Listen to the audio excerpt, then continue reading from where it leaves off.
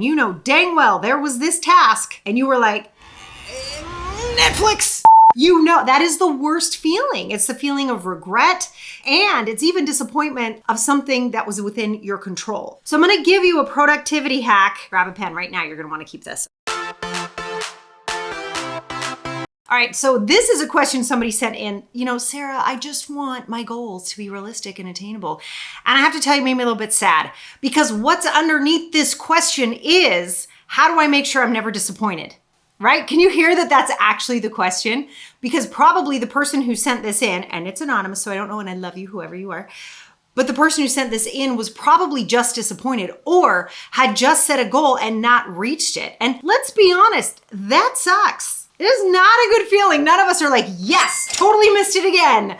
It doesn't feel good, but I will say something. If you are ambitious, if you are going for the things, you're gonna be disappointed from time to time. I can't change that for you. No one can change that for you. And I think we can blame the perfectionist society we live in. I know, I'm gonna go back and blame social media, but like all this great, I made $1 million in 20 minutes while I slept, right? Like, it's like, no, all these things have sort of left us with this space of like, I have to be perfect. I have to hit every single goal. No, you don't. Absolutely not.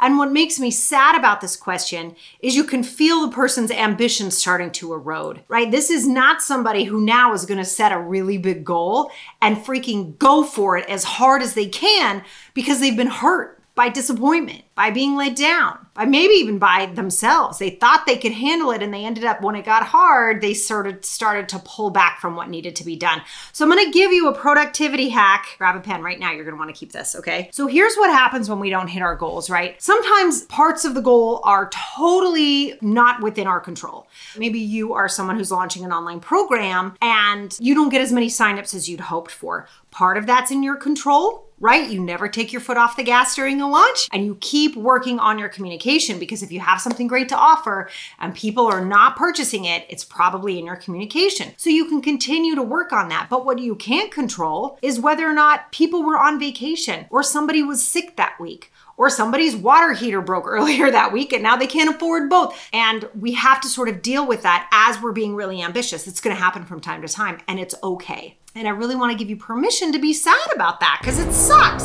However, what actually can happen sometimes as well is people start to pull back, or you start to tell yourself a story about how hard the actions are that you need to take. And this is where my 3 Post-it notes come in handy. You ready? 1, do it now. I know, just knock it off. Just do it right now. Do it now. And what's going to happen? You're going to read that Post-it and you're going to be like, damn you, Sarah Walton, right? You're going to have that response, and that's okay. You can yell at me. It's fine. I can take it. And then your brain's going to argue with you and go, but it's going to be hard and I don't want it. So the next Post-it note says, do it anyway. Okay, now you still might not do it. I know, but you said you wanted attainable, realistic goals. This is what it takes to get those handled.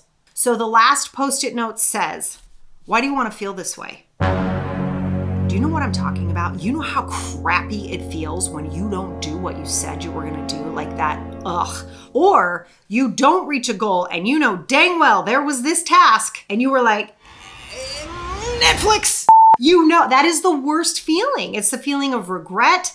It's a feeling of disappointment, and it's even disappointment of something that was within your control, right? This is not somebody getting sick that week or being on vacation and not seeing your sale or whatever. This one was within your control and you didn't do it. I'm going to ask you flat out, why would you want to feel that way? Okay, so do it now. Do it anyway. And why would I want to feel like this? You guys, sometimes we set goals when we're in a really happy, excited moment, right? And we're like, oh my gosh. And you make this mammoth goal. I've done it. We've all done it. We're like, I am going to make this happen. I don't even know how, but I'm going to make this happen. And honestly, you guys, that's how you should set goals. Can we just be straight about that? Why should you set goals out of, well, I don't know if I'm really going to do it. I think I'm going to blow it. It's going to suck. I've done it before. It doesn't work, man. Why would you set a goal in that headspace? That's just like, ew. That's not going to get you what you want. We want you setting goals that light you up, that scare you a little bit. That's okay. It's all good. How else are you going to grow? How else are you going to stretch? And by the way, you set a huge, big, audacious goal and you only get halfway there. Isn't that better than not having the goal in the first place? Right. Yeah, like I'm gonna make $1 million in 3 weeks. That's probably not going to happen unless you have a concrete plan to get there. Do you have a $100,000 product that you're gonna sell to 10 people? Okay, maybe. Or do you have a $1,000 product you're gonna sell to 1,000 people? Okay, then maybe you could. But that's realistic. Do you see what I mean? It's still audacious and big, but it's realistic because you have a plan to get yourself there. It's not pie in the sky without action plans backing it up. And if you have that idea, go for it. Worst case, you sell a couple. That's not bad, but at least you're trying, at least you're stretching, at least you're growing. And you've always got to keep that in the back of your head. And then let's say, okay, some parts are out of your control and you did the very best with the parts you could control and you didn't reach the goal exactly the way you wanted. The question I want to ask yourself is, how awesome am I at learning how to do this better next time? This is my favorite part of the game because this is when I learn how to knock it out of the park next time. Keep control of your headspace. We always have control over that. And I know sometimes setting big goals and not achieving them can be disappointing, but you don't have to stay in that space. And you sure as hell do not have to let that disappointment rob you from future wins. Anyway, I hope this was helpful. You guys, we've got one shot at this life. Set big goals. Become who you need to become in order to make those goals happen. And if you ever miss the mark, know that that is an extraordinary opportunity for you to learn what other skills you need in order to get there and what other things you can do for your own mindset so that you can knock it out of the park next time.